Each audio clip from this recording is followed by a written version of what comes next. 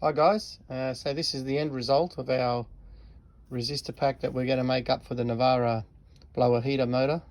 Okay, basically what we've done is we've got the first three resistors that you can see there, 1, 2 and 3, and they're all in parallel and they go off to 2 leads, and you can see here that's this resistor here.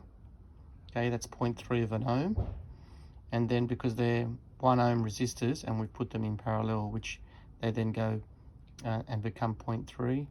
The next resistor is these two here. They're actually in parallel as well, and then you got one in the end. The second two are these two, which gives me half an ohm, and then I've got the one on its own. Now they're wired in, and you can see that the system that I've used, I've actually bolted a heat sink to the lid, and I've made up a bracket that will hold it all together. What this does, it's got a couple of slots cut into it there, as you can see, and they go into these little slots on the side there and there, and when you drop that down into there, that's going to put pressure on that, and what it does is it helps dissipate the heat through the bottom and through the top into the heat sink like that. Now you could also mount the heat sink on the other side of this.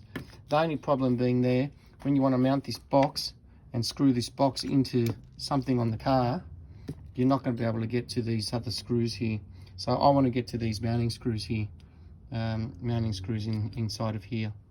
Okay, so anyhow, so that's it. On the other side, I've just got a bunch of connectors and a fuse, an inline fuse. So I used a spade, 10 amp spade, and that becomes this first fuse here, instead of having it inside the box, which you could have, but it just makes it easier to have it on the outside. And I've got basically a white wire, which is our common wire coming in, which is white, marked here on the diagram. And then I haven't got a yellow wire, so I've used black for yellow, and then a red and a green. So I've got a green, which is an earth lead wire, a red, and a black, okay, which is going to basically become my yellow. So I'm just a matter now of plugging it in, and I've already tested it here on the bench using the bench power supply, and it works quite well, so I'm happy with the result. If you see this these fans running, I'll just show you with my bench power supply here. I've got that starting at about, let's get that down, let's wind that down to about 5 or 6 volts. Okay, if I connect these connectors up here, you'll see this fan start. I'll just do it now while I've got your video going. There we go. So that's blowing straight through now. That's direct. Okay, if you look now, it's actually drawing 3 amps. Once I start to crank this voltage up to 12 volts, you can hear the fan in the background. 10. You see it's drawing 5 amps.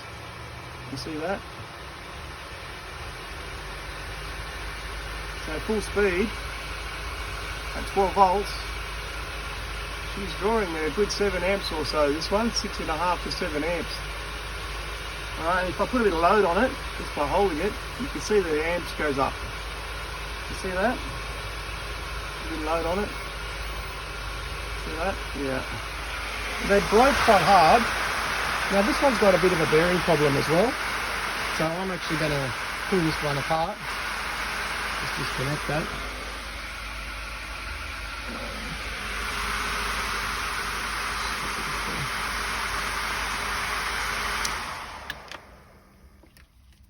You can see that the fans actually spin quite hard, but this one's needs to be cleaned up, so I'll do another video with that.